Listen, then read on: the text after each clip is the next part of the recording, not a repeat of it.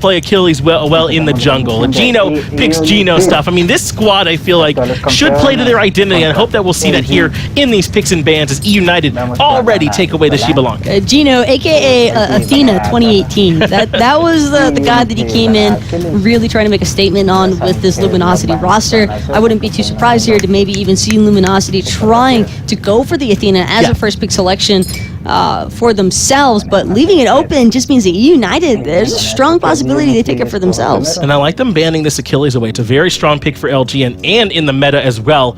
But you're right, Athena is on the table. Wouldn't be surprised if E United pick it up, but why not? They're going to take the Guan Yu, very strong in the meta right now, so put that in the hands of possibly Polar Bear. Mike also could possibly go over to Benji. There's a lot of options there. Well, there's still some strong choices left over, and that's going to spell Athena guaranteed for Luminosity, and no real reason not to. They could choose to maybe look for a second or third pick Odin here, but wanted to make sure that they confirm their mid laner first. We have seen a lot of prevalence towards this Thoth selection yet again here in the summer split, so scary to see that god on Keeks. Yeah, you're going to have a very strong performance for Keeks in the mid lane of the Thoth. I would imagine. He really was kind of I don't know if surprise is the right word, but to come out looking as strong as he did, making his transition back over to PC, it was so cool to see Keeks be able to have that kind of performance, and hopefully he can turn another one of those on the Thoth. But he's going to have a tough opponent in that Agni for Venenu. I love this Agni pickup for Venenu. Not only is it a great god in terms of being able to match some of the range that the Thoth provides, but also it's Venenu.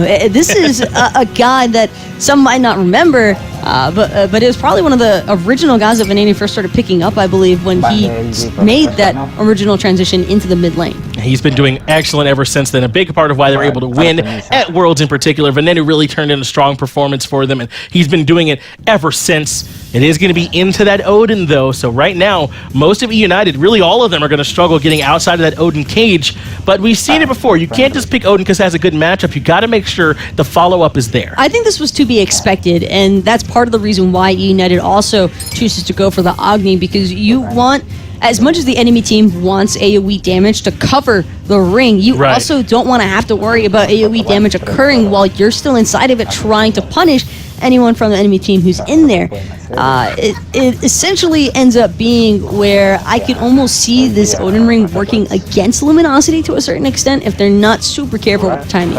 I love this Ratatosker pick, though. It's something that's been really strong in the meta, especially when it's paired with the Athena for the double sort of global presence with that ultimate. It's such a disruptive in the team fights. You can able to land those knockups. It's big setup. So I love seeing Weekend on this pick.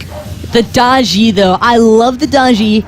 And for one reason and one reason only. Daji is a pick that you are specifically looking to target the Thoth with. I don't think that Thoth, because of the fact that he doesn't have a CC immune ultimate, this is going to force Keeks into having to play a little bit more passive than what he probably was originally aiming for.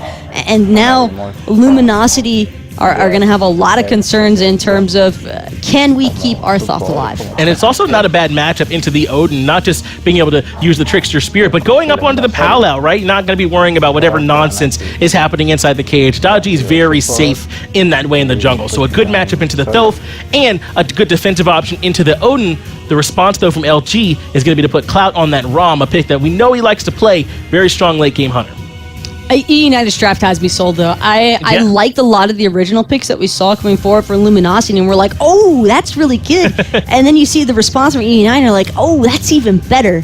Yeah, and that's kind of just where I'm left at. Yeah, this team fight from E United going to be very strong. So I know you like their draft. Is that enough for you to give the prediction over to E United to win this first set? I think both the draft and E United still having a little bit more player experience. LG won this matchup at the beginning of spring. That doesn't sway you.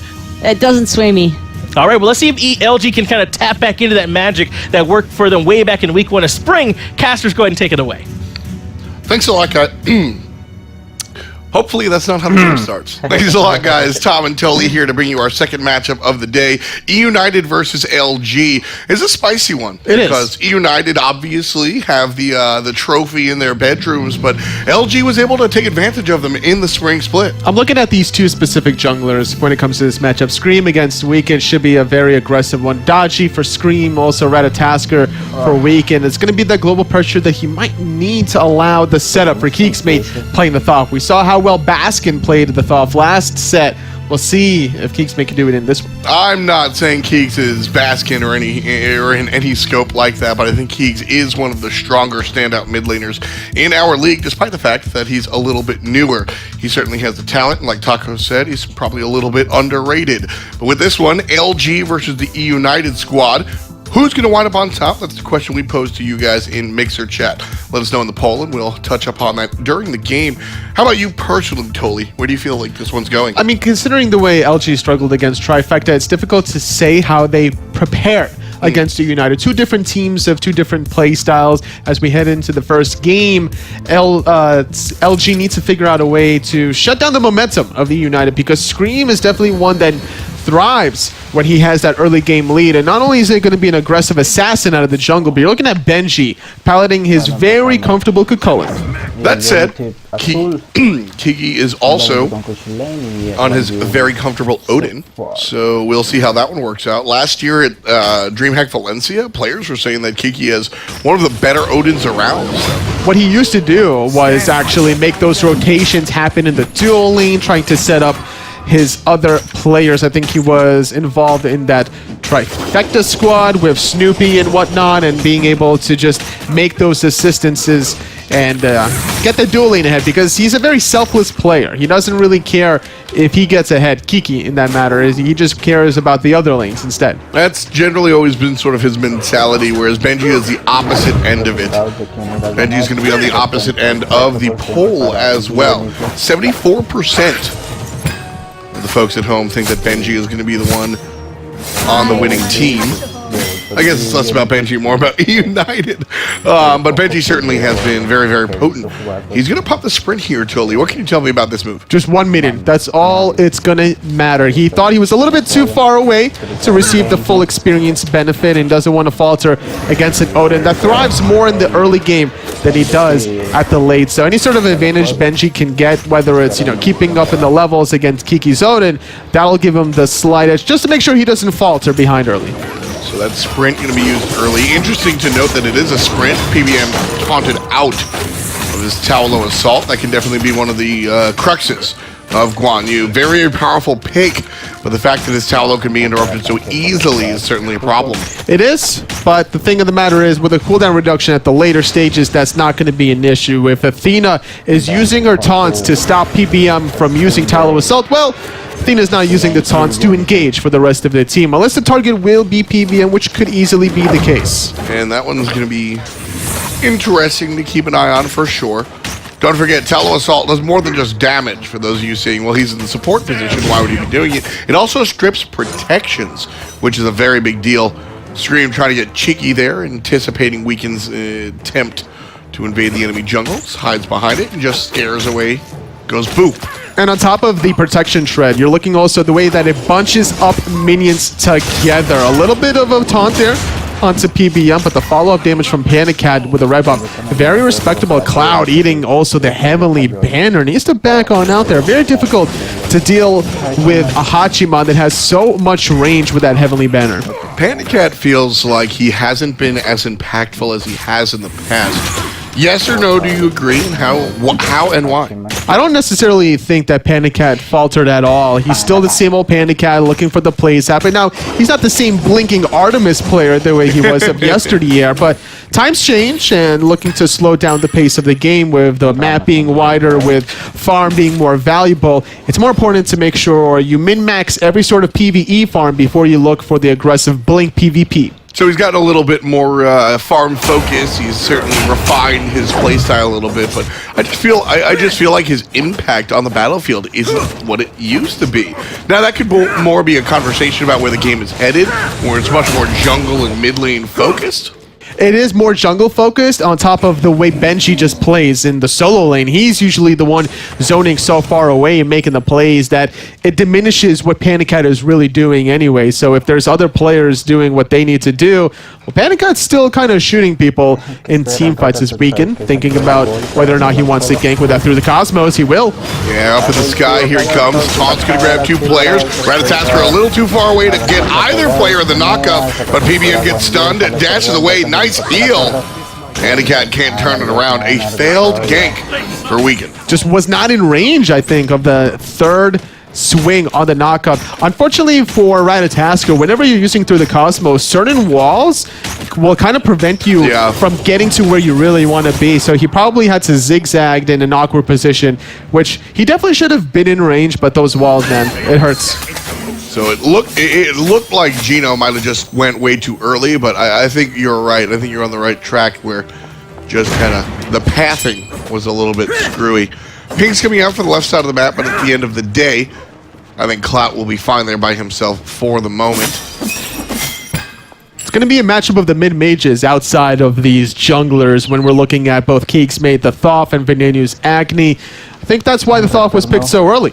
After the Guan Yu from EU United, they saw what he was able to do against Space Station Gaming. They're like, okay, we're going to respect the Thoth Venenu, take that away. And so it's up to Keegsmate now to step it up. And as long as somebody can find the setup, which more than likely will be Gino, putting himself out there on the Athena, whereas we can probably going to play cleanup crew with that Through the Cosmos once the late game starts rolling around. Really eager to see where DJ Pernicus goes with the build as well. Kiki taking some damage over here on the right side. Did you say you're eager to see where DJ Pernicus goes with the build as Weekend is trying to get himself out of dodge with a Through the Cosmos? Gino going to get pulled back in. Veneno. Oh no, Gino is not alive. Venenu takes care of him. Kiki's next, the double kill for Venenu. And Benji with the fish flop gets taken out. Kingsmate from a distance. Pretty like Bette Midler. Weekend up front. 2-2 as E United answer back. Great counter gank, honestly. That rotation needed to happen out of Keegsmate. If he was not there, it would have been a 2-0 probably. Benji was very committed towards diving there between that tier 1, tier 2. Pros and cons of the way Benji likes to play. He likes to play aggressive, but sometimes it could be a hindrance if he's not going to respect the counter gank, that final judgment damage, let alone you take that ultimate off the board. You still got the stun, the hieroglyphic assault, which would have cleaned up Benji that was sitting about that 25% health threshold. I got to explain. The pun? I thought you were about to make an eager pun. No, there was no pun. There was no pun. And the fact that I said eager and DJ Pernicus is actually really funny. And for what it's worth, DJ and Weekend don't exactly like each other, so I guess I apologize to Weekend for calling him DJ. My mentality is that they honestly have similar playstyles. Maybe I just saw the Guan Yu. No, I'm just kidding. They have similar playstyles, and the Ratatasker can go tanky. Yep. You can see a tanky Ratatasker in the jungle, and Weekend does have a tendency to look for that sort of setup, especially when you have Keegsmate and players like that. Kiki can go aggressive, so there is an option for Weekend to shift into the tanky build, and I think that's reminiscent of some older players, so I apologize for getting the name wrong, Weekend. Well, outside of Guan Yu jungle, these two players definitely sharing a similar god pull as Weekend goes back down. Venenu, no defensive relics. Nice play there coming out from Luminosity. Again, Keegsmate going to be the culprit. And Benji dashes into the wall as a good ring coming out from Kiki. Looking for the Goomba Stomp comes Gino. And Benji is in trouble. One more shot's going to do it, but Daji gets a kill right before that. Scream takes down Keegs as a 2-for-1 in Lumi's favor. It was a great idea that Scream needed to do. He could have definitely assisted Benji if he really wanted to, but he's like, listen, man, you're trapped in the cage. I don't want to be involved in that next to an Odin and an Athena. Like, who am I going to target out when there's a juicy chicken right in the mid lane? I always thought Rob was the chicken. I mean, Thoth's a bird. I guess so. Did you hear the laugh? Sounds like a bird. That's true. Actually, Tolly, what does a bird laugh sound like? I am not playing this game with you right now. You said it sounded like a bird off of the laugh. I need to know what you think a bird sounds like when it laughs. So you can go load up the Smite client after this cast, load up Thoth, and press VEL. And that's what a bird laugh sounds like. I understand that, but when was the last time you heard a bird laugh, Anatoly? In Smite. It's been a long time since I went outside, F-Dot. Sometimes they do it to themselves there, folks. 4-3, Luminosity. Interesting game, tied up here, but I feel like Luminosity has a little bit of the wind in their sails. Venenu started off the game and got us a first blood, but was quickly taken advantage of by Keegsmate after the fact.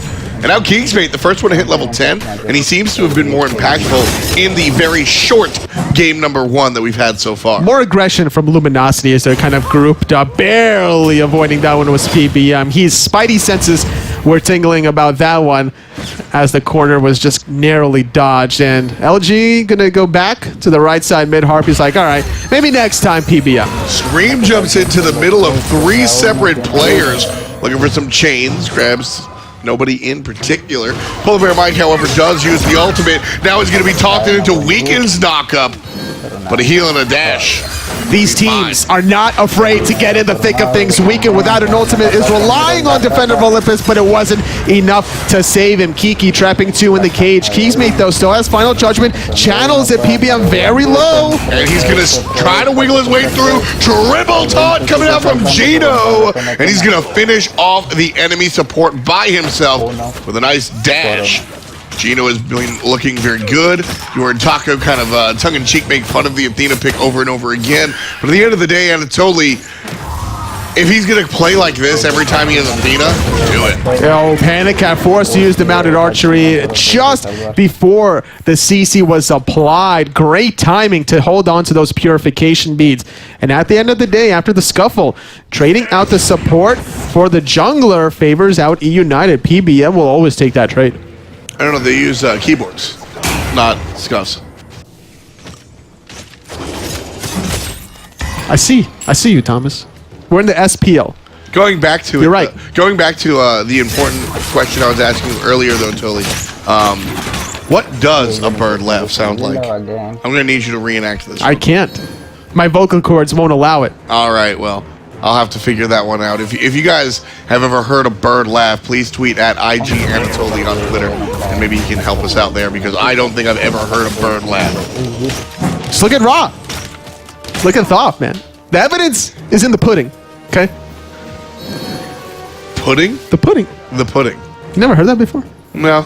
It's in the Pudding pudding. is kind of like milk candy. Milk candy. Yeah. But candy is usually harder than a pudding. Gummy bears? Starburst? Harder? I don't know about that one, Toli. It's soft like my heart for you. Certainly something to chew on. Luminosity. A little bit of a lead here. They're looking to go ahead and extend it. Scream thought about jumping in. Oh, he's doing it. Right on top of Gino, taunted away. Kingsmate turning around. Scream already half HP. Jumping on the outside. Weekend stuck in the air. He's going to land on Polar Bear Mike on the front line, Toli. Scream trying to get away, but a beautiful stun from Venenu. Stops him in his third one hits. Clout with all 3 snipes onto Scream. Perfect accuracy out of that one. Weekend was kind of hiding in the sky, waiting around for a while, and it forced Scream's hand. He needed to disengage, but nobody was close enough for him to teleport onto. That's one of the problems of the Daji. But Luminosity, I love this play, Toli. They have a little bit, just a tiny lead, and they're looking to press it. They're looking to push it. They have the momentum. They've got the stun on Venenu. They got Weekend behind him. The dash is good, but the dash for the Rats a little bit better. And Venenu sits down for the 3rd time this contest, just 12 minutes in. Final Judgment not even needed to be accurate for that one. The flurry of Acorns a little too rough to handle out of the level 11 Agni that actually rushed this Rod of Tahuti instead of the Warlock staff. So maybe if he had the health pool instead there, could have survived that encounter. So I actually like this Rod of Tahuti first item that we've seen a couple of players do. Here's the mentality behind it. You've seen the Chronos Pendant be be a frequent option. And usually what players look for as their first magical item is going to be Warlock staff, like you mentioned, the Chronos Pendant, the Bancroft, or the Book of Thoth. Soul Reaper's a different story. Nobody likes that. My point is that most of these items have about 100 power and are about 2,000 to 2,200 gold. Now with the Rod of Tahuti, it's 2,400, but has 150 power. It's a lot. It's a ton. Now when you're talking about Agni here, Warlock staff, I think he's kind of in between.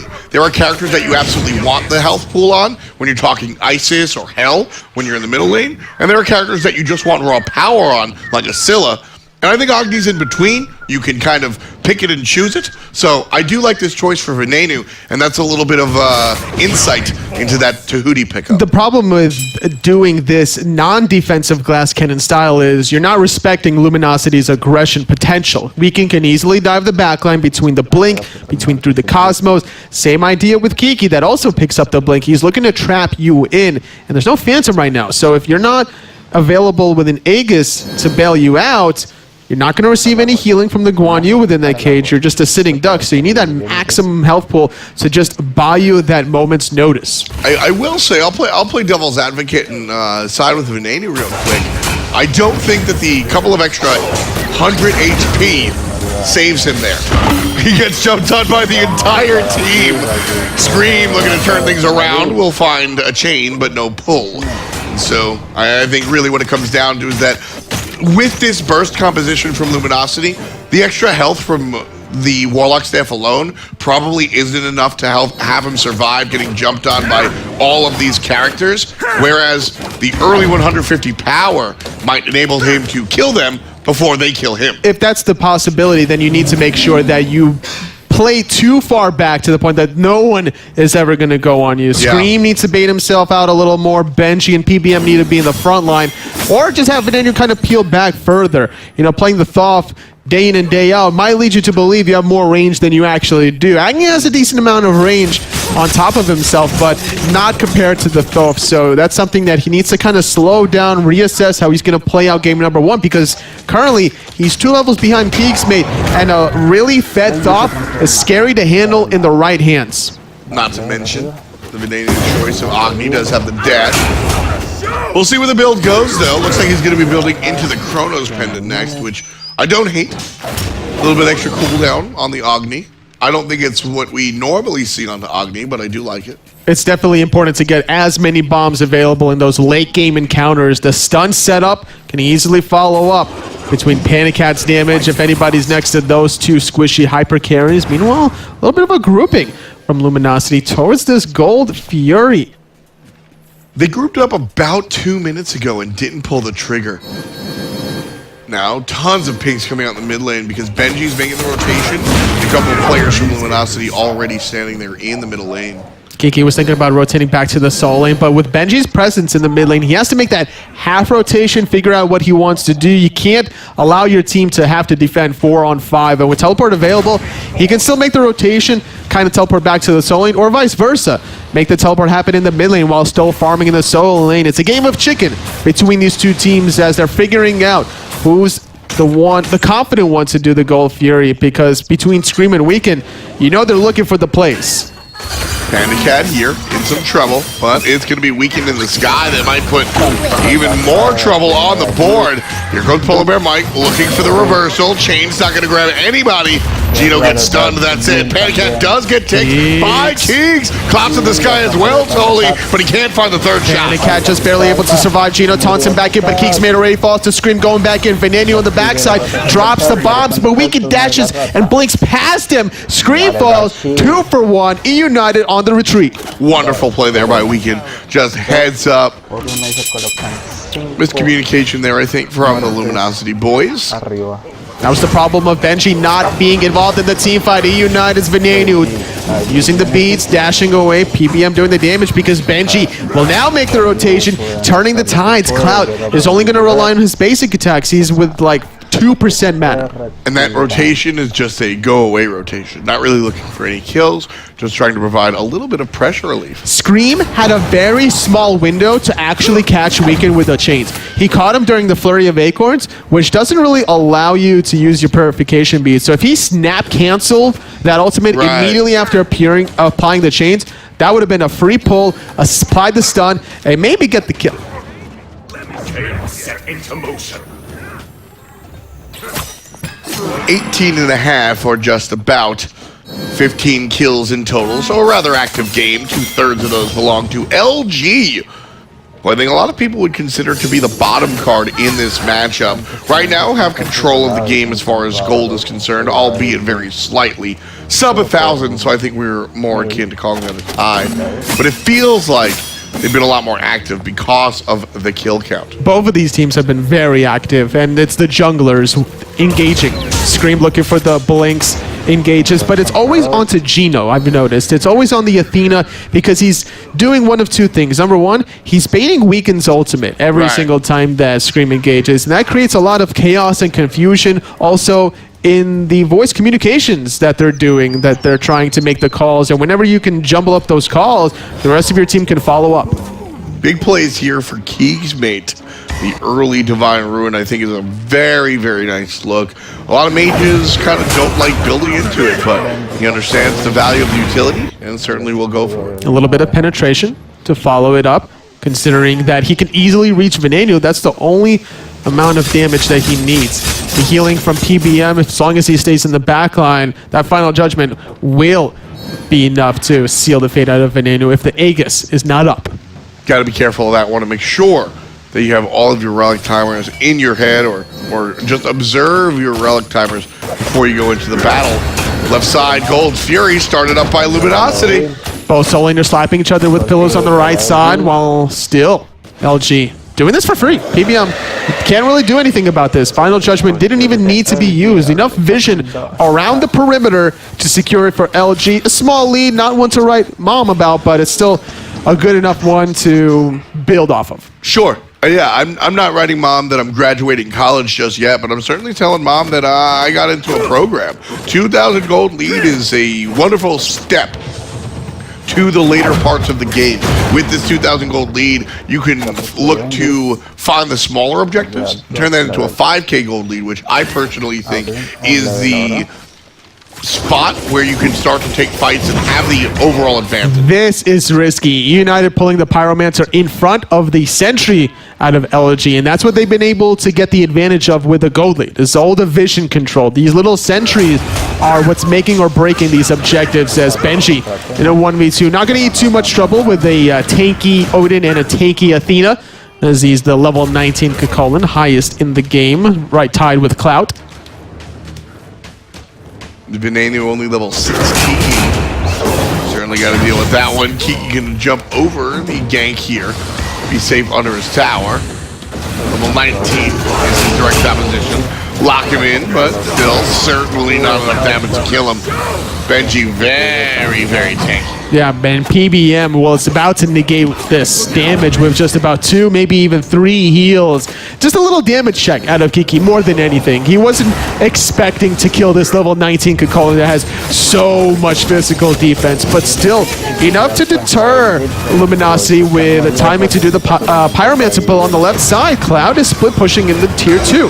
Meanwhile, the guys from Luminosity cannot get there in time. Tier 2 tower on the left side does go down to Luminosity. I would not trade a tier 2 tower for a Portal Demon. Definitely not. Pyromancer is not worth 1,500 gold for E United. And LG now have a lot of space control. They're able to still be aggressive because they can rely on the safety of their own tier 1 tower and the tier 2, whereas if United get into a little bit of a dance around the Gold Fury, they have to transcend towards the mid lane because there's no more towers in the duo. Yeah, really big play. Not to mention the gold on top of everything. But really, I think you hit the nail on the head with what you said first, was really it's just about the map pressure, the map positioning. You don't have the luxury of going ollie oxen free and hiding under your base tower. It ain't there. No so bunker. You've got to fight the 5v5. Can't hide under the bunker. It's no longer there. Just gone. This game's kind of flying, Tully. Like a bird.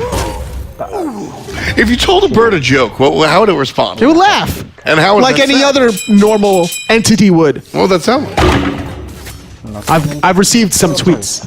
I've checked. I don't think birds laugh. They laugh. I don't think they do. Well, you haven't met many birds then in your lifetime. That's fair. Benji and the solo leaders farming up, making the rotation over here. Polar Bear Mike stunned out. No consequence. Benji up here, no consequence. Really, I want to see the players fight over the Fire Giant here. Luminosity have a 4,000 gold lead. Look for a pick and then take the 5-on-4 fight at the FG. That's what I'm waiting for. United don't want to aggress. They want to bait out Gino to dash taunt, look for the bomb stun over Gino, and then look for the return damage. It's a small and steady dance that both of these teams are playing, and LG are recognizing this. That's why they're still kind of grouped up, but Gino doesn't have to look for these engagements because, honestly, Keeksmate can engage for them with the stun distance through the wall is long enough for range and safe at the same time.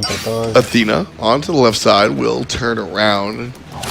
Leave her alone.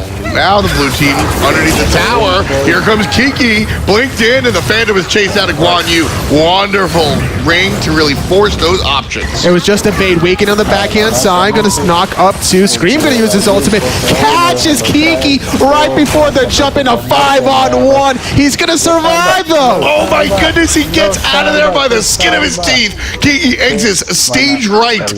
Luminosity unable to get the tower, but they certainly put in a lot of work. How in the world did Kiki survive that one? Really impressive stuff. I'll tell you how Mantle of Discord pops, stuns out the follow-up damage just for a moment. That's all he really needed. That was just impressive. Mantle of Discord for the win. So impressive. A little bit of a shell usage out of Gino. On the tail end of that, there was a bomb being used over the wall from Venenu. This is also so impressive, Toli. It's not enough it's not enough to get there around the timer. I need to see you at the Gold Fury when it spawns. They have the vision for it. They have a regular ward inside the red buff pit from United. They have a sentry ward, bottom left mid, top left mid. It's all around the Gold Fury. Certainly is. Fire Giant only has one ward, and it belongs to E United. Luminosity, not that interested in the vision just yet. They are interested in looking for Scream. The taunt's going to chase out the beads, I believe? No, the Magi's cloak beads already on cooldown. So now the next piece of CC will certainly be bad for Scream. Benji in between a couple of different players. Trying to get a little frisky with Kingsmate, forcing the defensive dash, and whenever you can force the defensive dash out of the Thoth, it's a lot better than allowing him to get the offensive one off, and that's something that LG don't even care about because they're still going to group up. United don't care about defending that 10% mid-health tower as they should. And I like how Luminosity approached this, where they went for the tower and they didn't hard commit. They said, look, doing a little bit of damage to the tower is good enough because we can come back, baby. Oh, on the backside, Keeksmate trying to back on out, but Cloud takes out PBM. The sustain option is eliminated from United. Big knockup from Benji, however. Keeksmate on the ropes, dashing out. He catches Benji's dash with his own stun. Big plays coming out from the rookie mid laner, and Clout continuing what he started. Luminosity, baby. Doubling, screw that. Rolling trips, we can go in, baby. Vroom, vroom. And that's going to be a hot deicide for the hot fire giant LG. It was a slow and steady bait situation where United were always kind of waiting for these tier 2 sieges, but LG weren't interested in that. There was a small window to get a tier 2 tower in the duel lane. They went for it uncontested. They went for the tier 1 mid tower uncontested until a jungle fight finally broke out that LG forced the issue around the speed buff, chasing everyone from United down, and impeccable accuracy from Keeksmate, peeling for himself, stunning out Benji to prevent any sort of closure. Hot. And Weaken cleaning up. I love that you returned to your catchphrase there because that's exactly what LG did. They forced it. And I ask teams to do this all the time. In fact, I said this in this very broadcast. You have a small 2,000 gold lead. Now, I'm not saying rush the Titan, but earn yourself the smaller victories, the invades here and there. And then when you have 5K, put it in their face. It's just a posturing thing that Luminosity did, and United couldn't handle it. They're not necessarily too far behind gold or experience-wise. Even though they're down about 12,000 now, that's the after effect. After losing the tier 2 tower in the solo lane, the fire giant on top of that, they're about down 6,000 to 8,000, which is still fightable around the 26 to 28 minute mark. The problem was their composition is starting to get exploited. PBM dying very quickly, and that's the thing that was taken advantage of. When you don't have the sustain from the Guan Yu that was prioritized at the very first pick, it's going to be doom and gloom for the rest of the fights. Weekend has had a fantastic game. 7 kills, only a single death. A couple of assists as well. United falling back here. Somebody posed this in my chat last night when I was streaming, Tully, and I'm going to ask you the same question. Does Weekend have what it takes to be the best jungler in North America? At times, yes. I would definitely say that he has the flashy mechanics to be able to do it. I definitely think that he can lead certain teams to elevate themselves above a certain level. I think in terms of World's performance level, there's something holding him back. And once he can finish or clean up that issue to be a little more consistent in every single game, that's when he'll be at that world-class level. A big part of my answer was the team surrounding him. Weekend very rarely has had the same opportunities that players like Anderson has had. He came into the scene a little bit after all of those first players. Remember that? Sure. You and your peers were the first wave, and Weekend was sort of in that second, that 1.5, that second wave, and so he hasn't really had a fantastic team around him, which is why I love to see Weekend pair up with 2 of these rookies, these less experienced players, Keegs and Gino. He's surrounding himself with new talent, and then keeping the ones that he succeeded with in the past. Kiki from the AFK days, back when he played with our buddy Allied, that was some of his most dominant performances. And then Cloud here, he's just been a great player throughout the league, independent of what team he's on. I think that this Luminosity team, I'm not saying that they're winning worlds right here, right now, but I think this is the best shot that Weekend has ever had in his career. Not ever. I think this is one of the best shots that Weekend has had in his career, and I'm glad to see him making moves. Kiki blinking in, catching out PBM, taunt on top of him. Final Judgment actually shifts attention because Venenu at 1% health almost gets one shot. Polar Bear Mike, however, looking for the initiation. Nice pull coming out from Scream. Bounce coming off from Weekend, and it sets up Clout. Polar Bear Mike sits down because Ram shoves him there. Benji trying to retreat because on the backside it's Scream baiting out on the other end as Cloud needs to retreat for the moment. Defender of Olympus keeping himself alive after all of that. Dust settles. It's only PBM dying, but plenty of sustain with the Fire Giant buff to continue the action. 30 seconds remaining until PBM respawns. Fire Giant buff is gone from Luminosity at this point, and the Phoenix remains. Great defense coming out from United. Totally break down how the red, white, and blue were able to keep Luminosity at bay. It was just a bait because the damage from the Thoth player, Keegs, isolates Venenu with the damage. It wasn't lethal, but it bought them a 10-second window to force Venenu to go back to base, heal up, go back in the fight. And when you don't have to worry about the active bomb stuns, you're fighting 5-on-4 with Fire Giant buff. Meanwhile, PBM still doesn't want to lose the Phoenix during this 4-on-5 for his team, so he sacrifices himself for the greater good. Fire Giant respawning in about 20 seconds, and Luminosity is here. Now, United trailing by over 10,000 gold at this point. You can see Rom already has a red pot, while some of the United teammates actually have to build actual items. Do you defend this if you're United? Because usually the answer is no, because there are fire minions coming down the wave. That's not the case now. Definitely not the case in terms of fire minions, but the way LG was able to force a fight around the speed buff of United 6 to 8 minutes ago leads me to believe that with a bigger goal lead, that United are not going to win this team fight either. Plenty of vision on the south end of the right side of the mini-map that LG knew that they had that Fire Giant for free. Have another opportunity to go for more Phoenixes with the enhanced Fire Giant, giving them 30% additional structure damage. 32 on the clock. Luminosity have half of that in kills, and United only 5. 2 of which were First Blood. So we haven't seen United get more than 3 kills since their very first action of the game. They just tried. oppressive. They tried a lot. Scream kept trying to go in and looking for the pulls, but Luminosity started to make those adaptations, using some of their ultimates to give themselves the CC immunity, as Cloud can go in the sky, Gino can use his Defender of Olympus, Weekend constantly going through the Cosmos to make sure he wasn't going to get pulled. That's a big deal for me, is Weekend using through the Cosmos, not necessarily to avoid Scream, but as an initiation tool. When I look at E United, Venenu is kind of their initiator, and when he stands still to do the yeet bombs, he's getting smacked by the long-range stuff. Gino was thinking about dash taunting in, but they need to wait for Weekend to start shoving the mid lane a little bit closer. That global pressure Ratatasker has this opportunity to force a 4-1 split. Rat gonna pull out actually the healer. Usually you see the jungler do the 4-1 split. He's met with the other jungler or the solo. So Benji will trade spots with Polar Mike, who gets taunted and immediately responds with an ultimate of his own.